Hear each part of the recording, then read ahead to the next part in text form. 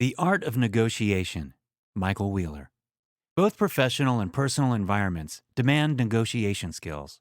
Whether you want to sell a house or get a pay raise, a good negotiation strategy is useful to have. So how do you go about crafting your negotiation master plan?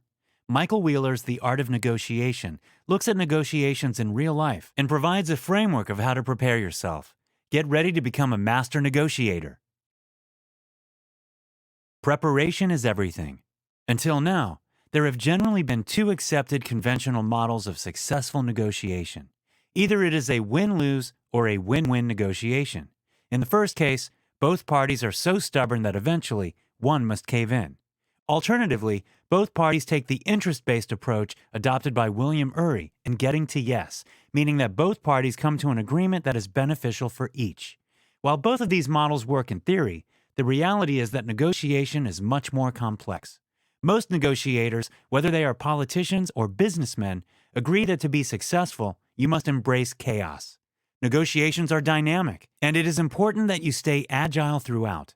Nevertheless, you should always go into a negotiation well prepared.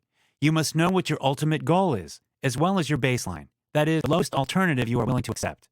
You need to create your own map beforehand to guide you through your negotiation. A map gives you confidence, impetus, and awareness. Just take the example of a group of soldiers caught in a blizzard in the Swiss Alps.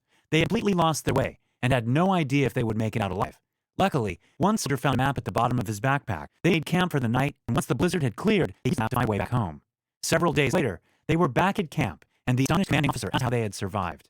They showed him the map, and upon scrutinizing, it turned out that this had been a map of the Pyrenees, not the Alps. Simply having a plan to stick to had given the soldier the resolve to live and make it back to camp. The same is true for negotiations. Wheeler says that when you have a backup plan, you are more confident in your dealings. However, you should not underestimate the importance of improvising.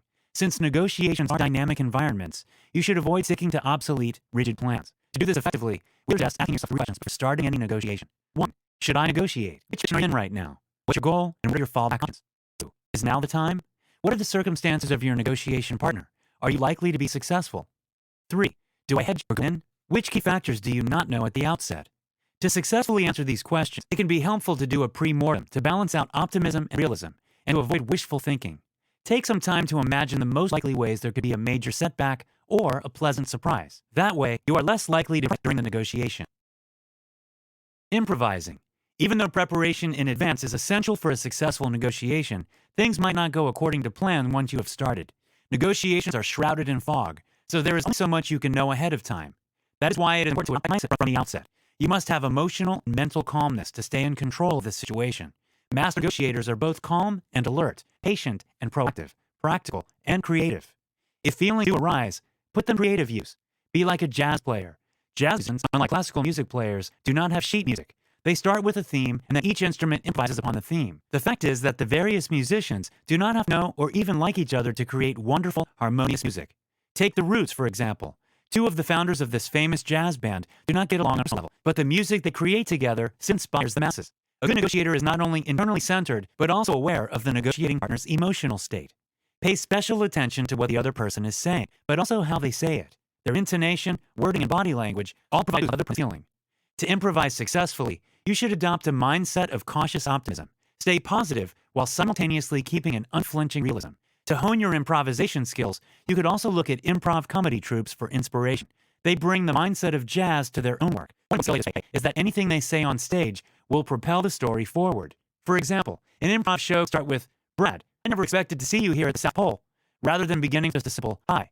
Another crucial role of improv comedy is to always agree and never negate. The other person on stage, for example, would not answer, "Actually, my name is Angela, and we are in the Sahara." But could say, for example, "Yeah, when the company said it would give me the Southern Territory, I accepted Florida, maybe."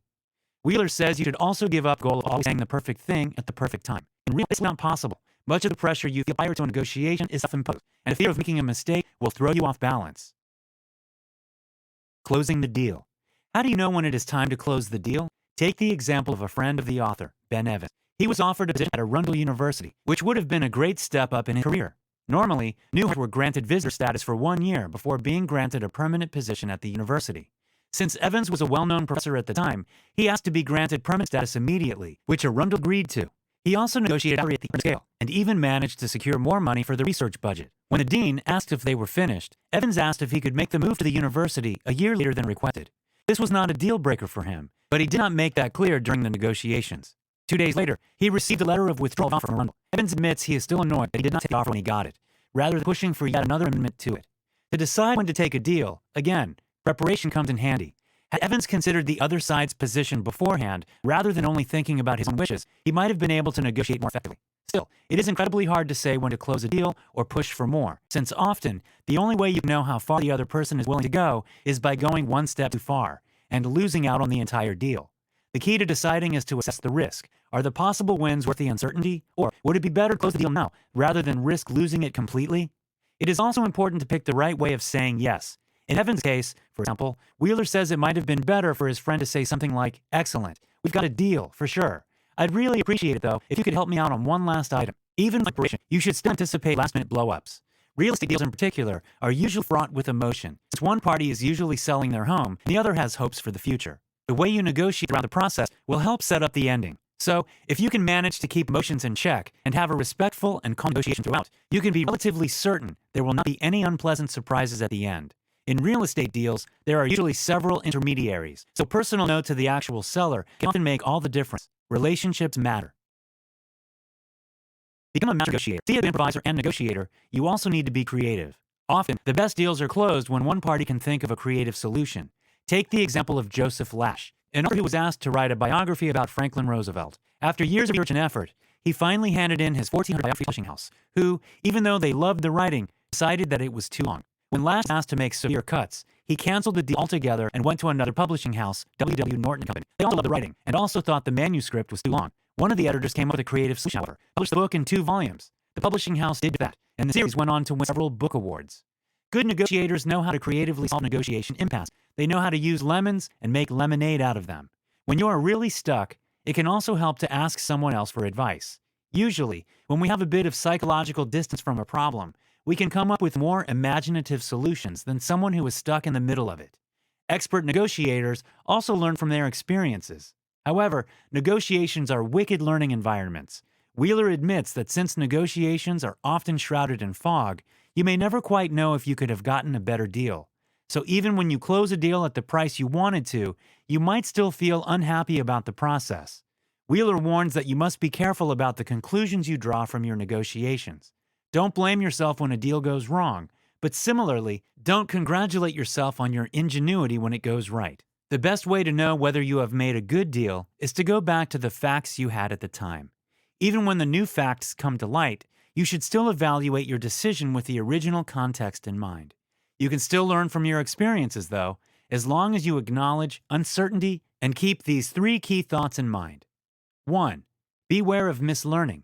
Admitting that you don't know is better than operating from an erroneous conclusion. 2. Don't confuse satisfaction with success. 3. Remember, it's not all about you. Another thing worth keeping in mind is that we are notoriously bad at predicting our future feelings because we tend to overestimate their impact. So the things you deem important now may actually turn out to be less important than expected. So always ask yourself if the fight is worth fighting. Final notes.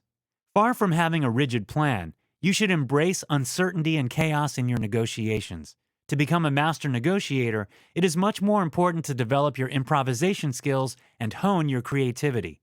Nevertheless, you should prepare your negotiation beforehand by setting a clear goal for yourself and also by defining your baseline.